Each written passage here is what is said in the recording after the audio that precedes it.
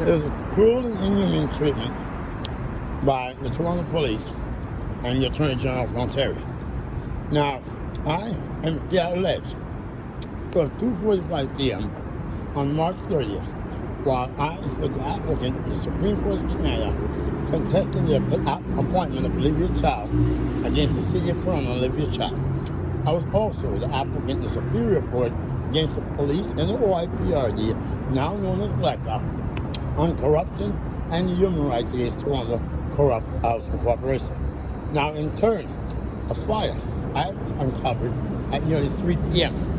inadvertently by going to smoke a cigarette and standing under a smoke sensor. When the smoke sensor went off, I realized it was a cigarette, finished the cigarette, put it out in the bathroom sink, and in turn went and found out the sensor, no sensor. When I smelled something, and when I looked in the hallway, nothing. Looked in the kitchen, nothing. And when I went to the room, I had a homeless man whose life I'd saved using with a pop beating what I thought was deer. Knock and knock, no one answered. When I opened the door, tsunami of smoke nearly killed me and this animal. I was able to save the animal, but my 2 cats died. They died outside the room, so they did come outside the room, and they were not dead when I opened the door. Now, in turn, Keaton was not there. Keaton showed up after, and Keaton admitted that he was doing whole cell phone with a listening back. I find it conspicuous that he would have given me the year's cell phone, and I was a listening back. I never thought about that then until the police laid these false charges of arson, put me in handcuffs, and threatened that this dog was going to the Humane Society where they put him down, or they could let me out that day if I agreed not to go back to Toronto Community Housing, which I've been fighting for 5 years on corruption to make fit for children of role-playing people to prosper. In turn, if I agreed, then I'm allowed to take this dog, which I'm charged for endangering, to the streets of Toronto, and not to my home where the dog gets food, water, and everything else we need. That is totally corrupt, and that is cruelty to animals, cruelty to humans, and we're asking the Attorney General of Ontario to address this matter immediately.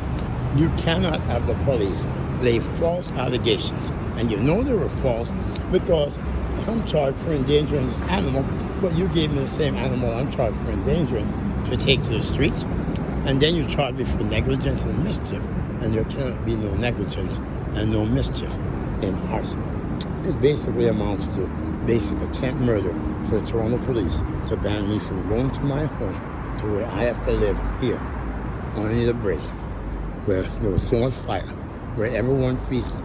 In the morning, once I get my phone charged, I will take video to show you the different types of urine and all the other feces that I have to list through, and there's no lights. So we're asking the people to speak help save Hennessy, and demand that Toronto Police remove their order, which banned me from going within 500 meters of my home, in turn because of false allegations on charges they were new were impossible, because it's impossible that I would deliberately light a cigarette and burn down an apartment in my house while I was in 3 different courts handling 3 different agencies on corruption. I'm Mr. Kevin Clark. I'm your incoming mayor, and let's make Toronto good again. Let's take care of the needs and not the greed. Feed the hungry, be a friend to the lonely, stand up to abuse of authority, and let's invest in humanity. And for God so loved the world that he gave his only begotten Son, that whosoever believeth in him shall not perish, but have eternal life. I thank you, Sam Colas, for your kindness, your love, and your guidance. I could not have made it through without you. And thank you, Mario Greco, and all those who support our cause. And your mom. Thank you, Mom. Peace and love.